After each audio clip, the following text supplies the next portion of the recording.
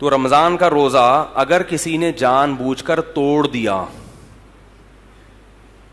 اور یہ کہتے ہوئے کہ مجھ سے پیاس برداشت نہیں ہوتی, بیماری نہیں ہے, نہ مرنے کا اندیشہ ہے, وہ تو الگ بات ہے. ویسے یار میں مجھ سے کوئی کام ہی نہیں ہو رہا, مجھے برداشت نہیں ہو رہا بھائی, بار بار کولر کی طرف دل چاہ رہا ہے, اور ایک قطرہ بھی حلق میں اتار لیا تو روزہ بھی ٹوٹ گیا, اور سزا کیا ہے؟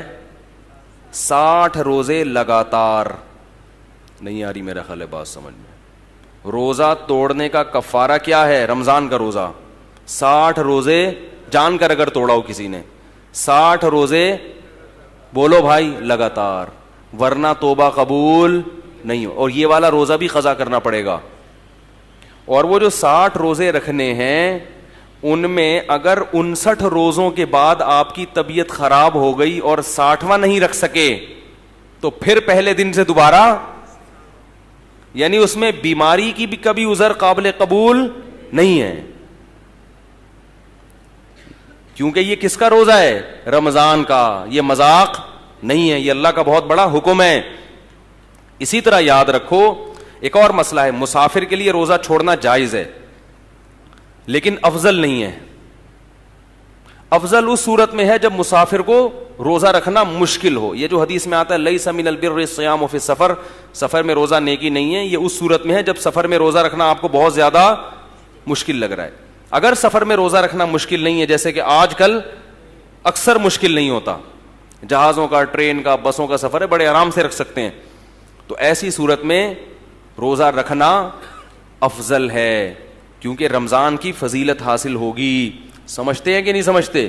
تو اس میں سستی کاہلی کر کے روزہ نہیں چھوڑنا چاہیے. جائز ہے بہرحال, چھوڑنا نہیں چاہیے. ایک مسئلہ یہ ہو گیا. دوسرا مسئلہ اور اچھی طرح سمجھیں کہ یہ جو مسافر کے لیے روزہ چھوڑنا جائز ہے یہ اس صورت میں ہے جب سحری کا وقت سفر کے دوران آ جائے. ہمارے ہاں یہ ہوتا ہے کہ دوپہر کسی کا لاہور جانے کا ارادہ ہے تو صبح روزہ چھوڑ دیتا ہے کہ میں تو سفر میں. ایسا نہیں ہے, سحری کا وقت مقام پہ آیا ہے تو ابھی آپ مسافر بنے نہیں ہیں, آپ دوسرے مسلمانوں کی طرح آپ پر بھی روزہ فرض ہے کیونکہ ابھی آپ مسافر بنے نہیں ہیں.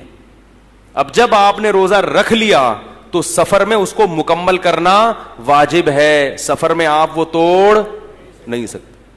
ایک خاتون کا پچھلے سال فون آیا, میں امریکہ سے پاکستان آ رہی تھی تو میں نے روزہ رکھ لیا تو سورج ہی نہیں غروب ہو رہا. سورج غروب یا تو یہاں سے جاتے ہوئے ہوتا ہے یا آتے ہوئے, ایک طرف ہوتا ہے. تو میں نے کہا جاتے ہوئے غروب ہی غروب ہو رہا تھا نا ٹھیک ہے نا, تو وہ کیا کریں؟ میں نے کہا روزہ رکھنا فرض ہے کیونکہ سحری مقام پہ ہو رہی ہے. سحری امریکہ میں مقام پہ کی انہوں نے, تو اب جہاز میں بیٹھ گئے تو سورج کتنا ہی لمبا ہو گیا, ٹھیک ہے, روزہ رکھنا پڑے گا. تو کبھی کبھار ہی ایسا ہوتا ہے. ہاں جان پہ بن پڑے یا بیمار ہونے کا اندیشہ ہو, وہ تو پھر سفر نہ بھی ہو تو بھی روزہ توڑنا بولو بھائی جائز ہے. تو ایک مسئلہ ہے. دوسرا مسئلہ یہ, مسافر نے روزہ چھوڑ دیا, سفر میں سحری آئی تھی, آپ یہاں یعنی آپ جہاز میں بیٹھے لاہور سے کراچی آ رہے ہیں, راستے میں سحری کا وقت ہو گیا جہاز کے دوران یعنی پرواز کے دوران, تو آپ روزہ چھوڑ سکتے ہیں, آپ نے چھوڑ دیا روزہ. لیکن جب آپ نے روزہ چھوڑا تو جہاز میں ہی بیٹھ کے جتنا کھانا ہے کھا لیں. جب ایئرپورٹ پہ آپ اترے اور کراچی میں مقیم بن گئے تو جیسے ہی اپنے علاقے میں داخل ہو گئے یعنی شہر میں داخل ہوئے تو اس وقت کھانا پینا آپ کے لیے جائز نہیں ہے, بند, کیونکہ اب آپ مسافر نہیں رہے. اگرچہ روزہ نہیں ہے لیکن روزے داروں کی طرح آپ کو رہنا پڑے گا کیونکہ آپ نہ مسافر رہے نہ مریض رہے. تو فمن شہید منکم الشہر, کہ تم میں جو اس مہینے کو پائے گا وہ روزہ رکھے, تو اس کو روزہ رکھنا اگرچہ یہ شرعی روزہ نہیں ہوگا کیونکہ سحری, کیونکہ وہ تو کھاتے آ رہے ہیں نا, لیکن پھر بھی روزے داروں کی طرح رہنا آپ پر کیا ہو جائے گا؟ واجب ہو جائے گا. نہیں آ رہی بات؟